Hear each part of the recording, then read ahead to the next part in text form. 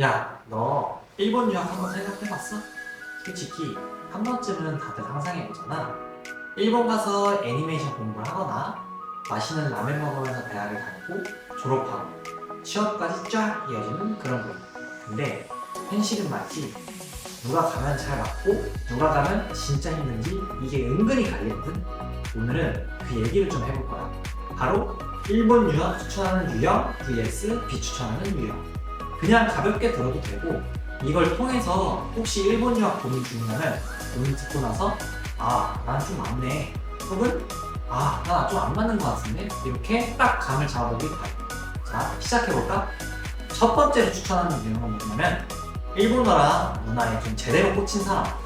일본어 공부가 즐겁거나 아니면 만화, 드라마, 게임 이런 거 보면서 나 저거 일본어로 바로 보고 싶다 이런 사람들 있지. 그런 친구들은 일본 가면 확실히 잘해져. 예를 들어 애니 보는 게 좋아서 일본 간 데가 있었는데 처음에는 그냥 덕질하려고 갔었거든. 근데 이게 언어랑 문화랑 맞물리면서 공부가 좀 술술 풀린 거야. 그러다 보니 나중엔 현지 사람들하고도 친해지고 아르바이트도 일본어로 하고 그리고 학교 생활도 편해지고 덕질이 인생 바꾼 케이스. 그러니까 일본 문화가 좋아서가 단순히 팬심에 그치지 않고 그게 동기부여로 이어지는 애들한테는 진짜 강추야. 두 번째는 전문 기술 배우고 싶은 사람. 예를 들어 요리, 애니메이션, 게임 개발, 뷰티 이런 거 있지. 일본 전문 학교는 진짜 실무 위주라서 손의 기술이 남아. 한국에서 학문 위주로만 배우는 게 아쉽다 싶으면 일본 쪽이 맞아. 내가 아는 어떤 누나는 요리를 배우러 갔었는데 그냥 학원 느낌이 아니라 실제 레스토랑 주방 들어가서 일처럼 배우는 거야. 졸업할 때쯤 되니까 일본 식당에서 바로 스카우트 제이 들어오더라고. 이런 케이스는 완전 유학 성공 사례지. 세 번째는 자기개발형. 뭔가 집중해서 혼자 잘할 수 있는 애들 있잖아. 일본은 치안도 괜찮고 도서관 같은 학습 인프라도 잘 되어 있어서 혼자서 공부하거나 연구하는 사람들한테는 완전 천국이야. 특히 성실한 타입, 자기관리 잘하는 타입 있지. 이런 사람들은 일본 유학 가면 진짜 자기 능력을 크게 키우고 돌아올 수 있어. 그리고 마지막은 장학금이나 취업까지 딱 계산하는 애들. 일본은 유학생 장학금 제도가 은근 많거든. 일본 학생 지원 기부 같은 국가 장학금부터 학교 자치 장학금, 기업 장학금까지 준비만 잘하면 학비 부담이 확 줄어요. 게다가 졸업 후에 일본에서 취업까지 연계되는 경우 많아. 특히 IT나 엔지니어 쪽은 인력난이라 오히려 외국인을 환영하는 분위기. 그러니까 내가 유학을 통해서 이렇게 커리어까지 잡겠다 이런 확실한 계산이 있는 애들은 일본 유학이 딱 맞아. 자, 이제 반대로 비추천 유형을 가보자. 첫 번째는 일본어 공부할 마음 없는 애들. 그냥 솔직히 말해서 일본 가면 영어로만 다 될 줄 아는 사람 있지. 진짜 큰일 난다. 일본은 영어 잘 안 써. 수업도 일본어고 알바도 일본어고 일상생활도 일본어야. 일본어 안 배우고 가는 경우에는 매일 구글 번역기를 켜고 살아야 돼. 근데 그게 얼마나 불편하겠어. 수업 따라가기도 힘들고 교수님 질문도 못하고 친구 사귀는 건 더더욱 어렵지.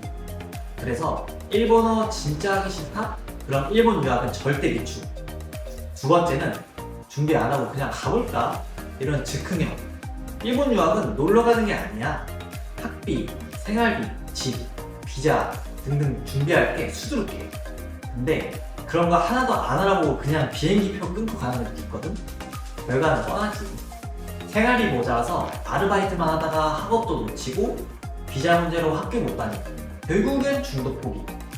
준비 안 된 상태로 가는 건 무조건 실패 확률이 높아. 세 번째는 그냥 해외 나가보고 싶어서 가는 애들. 와, 일본에서 인생샷 찍고 싶어. 해외 생활 한번 해봐야지. 이런 거 있지. 솔직히 그런 마음으로 가면 1년은 버틸 수 있을지 몰라도 그 이상은 좀 힘들어. 왜냐면 결국 유학은 공부야. 해외여행은 일주일이면 되잖아. 유학은 몇 년을 버텨야 되는데 목적이 없으면 금방 지쳐. 마지막은 자유롭고 귤을 싫어하는 사람. 일본은 은근히 규칙이 많아. 줄 잘 서야 되고 시간 약속 철저히 해야 되고 청소도 정해진 방식대로 해야 되고 이런 거 못 맞추는 애들은 스트레스 받아서 오래 못 버틴다. 특히 집단 분위기 중시하는 문화가 있으니까 난 내 마음대로 하려고. 이런 타입은 완전 비추천입니다.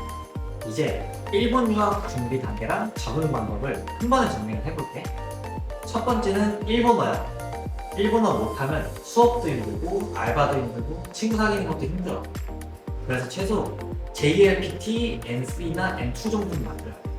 솔직히 N2 정도 되면 생활이나 수업, 아르바이트까지는 훨씬 수월해.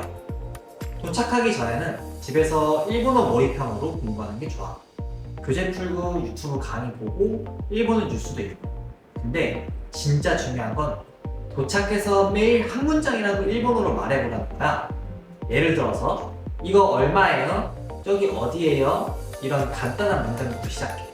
처음에는 좀 어색하겠지만 계속 하다 보면 자연스럽게 회화 감각이 생기거든. 두 번째는 학비랑 생활비 준비. 일본은 지역마다 비용 차이가 크니까 미리 1년치 예산 계산을 해주는 게 좋아. 도쿄 같은 대도시는 월 100만 원 이상 필요할 수도 있고 지방은 조금 덜 들어. 그리고 장학금 제도도 꼭 확인해. JASSO, 학교 자체 장학금, 기업 장학금 등 꽤 많거든. 그래서 생활비 절약도 미리 전략 세우는 게 좋아.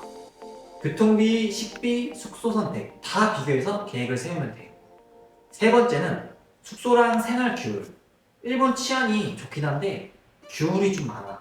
쓰레기 분리수거, 아파트 생활, 매너, 교통 규칙 이런 거. 처음에는 좀 귀찮고 복잡하게 느껴질 수도 있어. 그래서 미리 온라인 자료나 앱으로 지역 규칙을 확인하고 체크리스트 만들어서 하나씩 점검해. 숙소는 본인 성향에 맞게 선택하는 게 제일 중요해. 혼자 집중해서 공부를 하고 싶으면 원룸, 친구랑 교류하고 싶으면 쉐어하우스 추천. 처음 1주에서 2주 정도는 적응 기간이라고 생각하고 규칙과 환경에 익숙해지는 데 집중하면 훨씬 수월해. 네 번째는 학업 적응이야. 일본 학교는 실습이나 참여 수업이 많아서 그냥 듣기만 하는 거야. 네 번째는 학업 적응이야. 일본 학교는 실습이나 참여 중심 수업이 많아서 그냥 듣기만 하면 안 돼. 노트 필기 방법, 질문하는 거, 그룹 활동 참여 방법 같은 거 미리 알아두면 좋고, 일본 친구나 선배한테 수업 어떻게 하면 잘 따라갈 수 있어? 물어보는 것도 좀 추천해. 실습과 과제에 적극 참여하면 성적도 좋고 현지 경험도 얻을 수 있지. 마지막은 알바랑 현지 체험. 알바는 단순히 돈 벌기만 하는 게 아니라 일본어 실력이랑 생활 적응, 네트워킹을 동시에 잡을 수 있어. 처음에는 편한 환경에서 시작하고 점점 도전 범위를 좀 넓혀보는 거야. 그리고 지역 축제나 문화 행사 참여도 완전 추천. 일본 문화 직접 체험하면서 친구도 좀 사귀고 학교 생활도 좀 되게 재미있어져. 알바, 학교, 문화 체험을 병행하면 유학 공부와 일본 생활, 그리고 경험 이렇게 다 잡을 수 있어. 자, 정리하면 이거야. 일본 유학 추천하는 사람은 일본어랑 문화 좋아하는 애들, 기술 배우고 싶은 애들, 자기계발형, 그리고 장학금, 취업 계산하는 애들. 반대로 일본어 싫어하는 애들, 준비 없는 애들, 그냥 놀러가고 싶은 애들, 규율 싫어하는 애들은 좀 힘들 수 있다. 그러니까 본인이 어디에 해당되는지 좀 잘 생각해보고 결정해야 돼. 유학은 진짜 큰 선택이거든. 오늘 영상 듣고 나서 나는 어떤 유형인지에 대해서 알아보고 일본 유학에 맞다고 생각하면 당연히 도전해봐. 대신 꼭 저런 유형이야만 하는 건 아니니까 참고만 해보고. 그럼 오늘 영상은 여기까지 하고 다음에는 더 유익한 또 재미있는 영상으로 알려줄게. 안녕.